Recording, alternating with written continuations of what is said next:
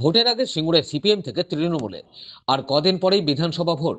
তার আগে হুগলি জেলার সিঙ্গুর আনন্দনগর থেকে সিপিএম এর 3জন এলাকার বিধায়ক মন্ত্রী বেচারাম মান্নার হাত ধরে তৃণমূল কংগ্রেসে যোগদান করেন।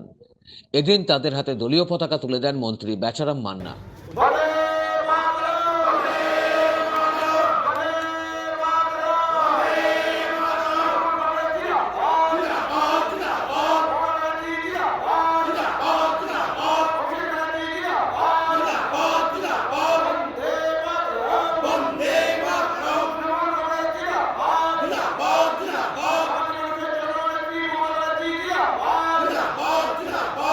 আমাদের কাজের প্রতি তারা আকৃষ্ট হয়ে আজকে আমাদের এই মঞ্চ থেকেই তারা আমাদের তৃণমূল কংগ্রেসে যোগ দিলেন।